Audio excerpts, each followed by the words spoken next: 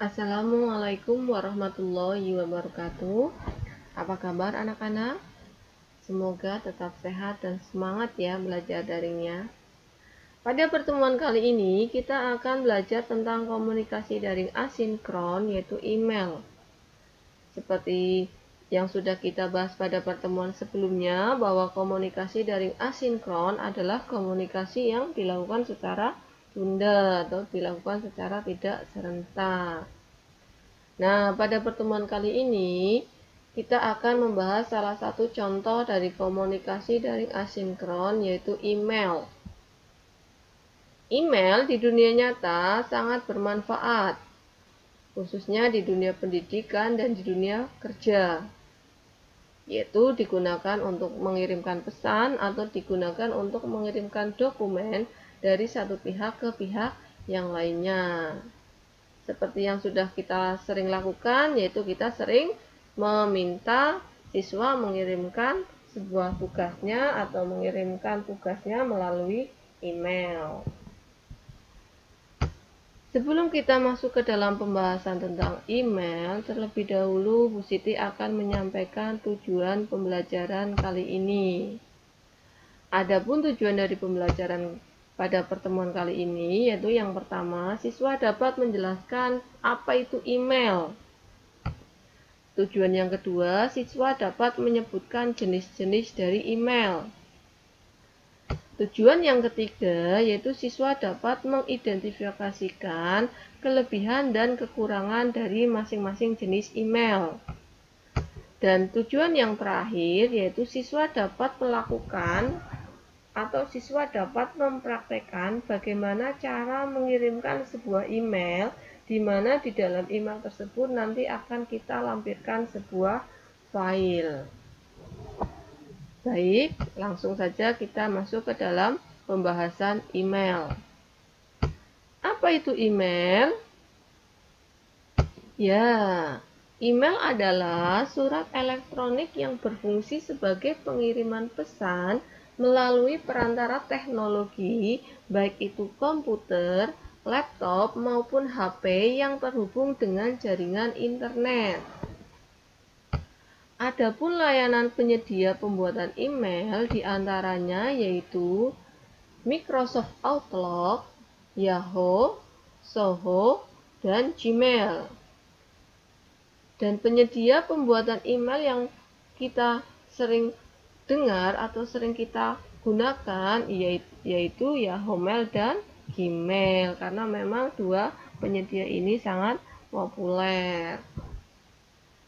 Nah, sekarang masuk ke dalam macam-macam atau jenis-jenis email. Jenis-jenis email itu ada 3 macam. Yang pertama yaitu PopMail. Apa itu PopMail? PopMail adalah layanan email yang menggunakan server POP. Nah, server POP itu sendiri yaitu komputer yang dapat mengirimkan email dari pengguna ke alamat email yang dituju atau sebaliknya. Jenis email yang kedua yaitu web-based mail.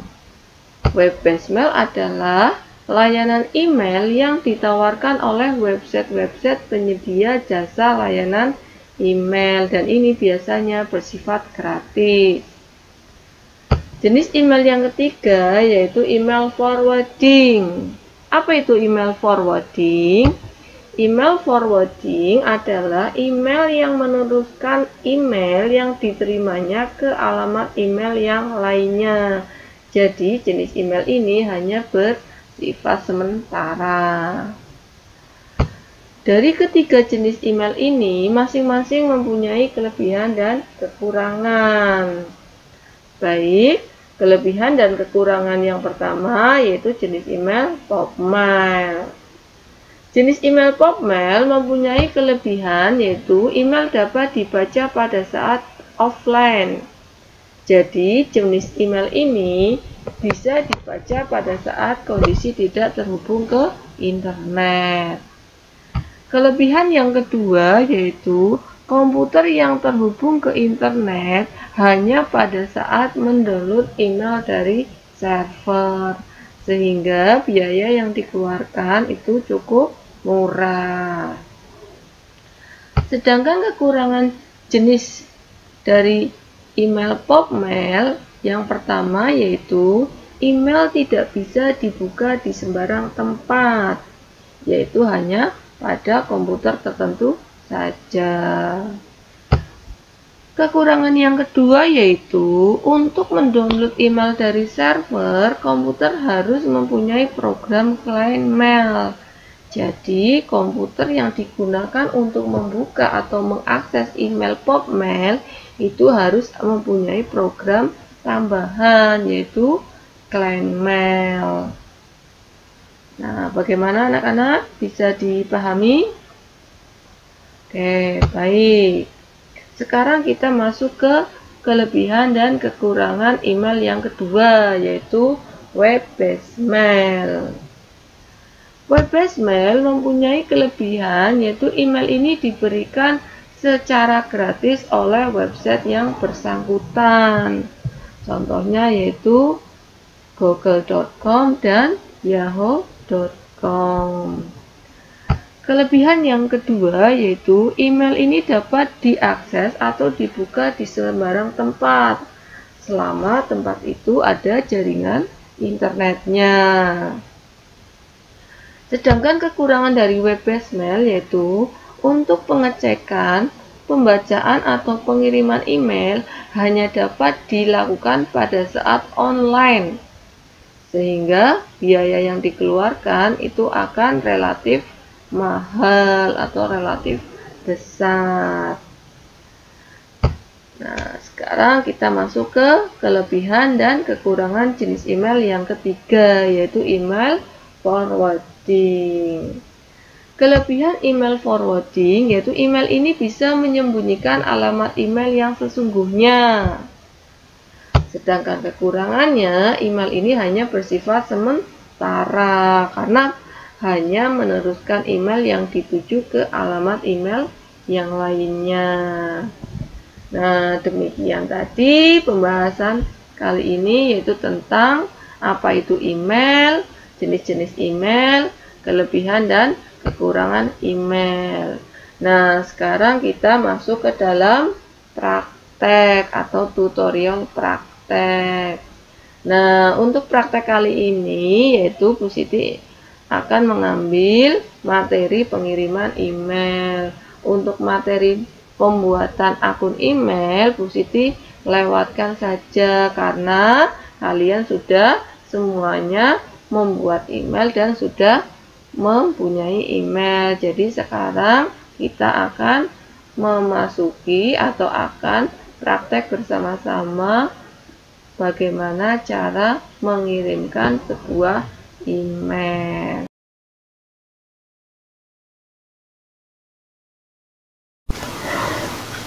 Assalamualaikum warahmatullahi wabarakatuh.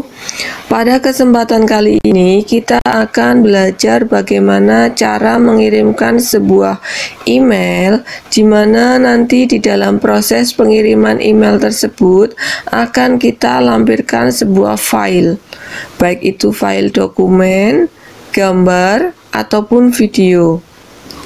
Untuk mengirimkan sebuah email, langkah pertama yaitu kita buka email kita terlebih dahulu, yaitu dengan cara memilih menu Gmail di HP kita.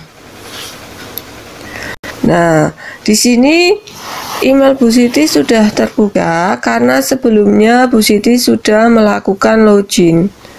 Namun, jika nanti di HP kita belum terbuka secara otomatis email kita, maka kita terlebih dahulu melakukan login, yaitu dengan cara memasukkan nama email dan password kita. Setelah email terbuka, kemudian kita pilih menu tulis di pojok kanan bawah. Nah, di sini kotak atau jendela pengiriman email terbuka, yaitu yang terdiri dari menu dari yang berisi nama email kita, kemudian kepada nanti diisi dengan email tujuan, subjek diisi dengan judul email, dan tulis email atau badan email bisa kita tulis dengan nama identitas kita atau isi email. Di sini misalkan Bu Siti Rohimah ingin mengirimkan sebuah email ke email dengan nama kkpi.smk@gmail.com dengan subjek yaitu tugas Siskomdik. Nah, di badan email kita bisa menuliskan misalkan identitas kita, yaitu misalkan nama, Siti, kelas, kita ambil contoh misalkan 10 RPL 1.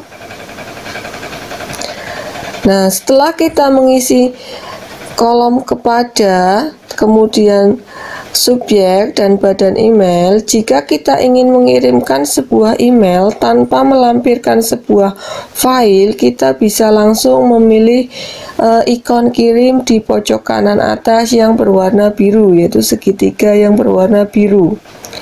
Namun, karena pada kesempatan kali ini kita akan melampirkan sebuah file pada proses pengiriman email kita, kita pilih menu attachment atau lampiran file yang disimbolkan dengan gambar paperclip di pojok kanan atas.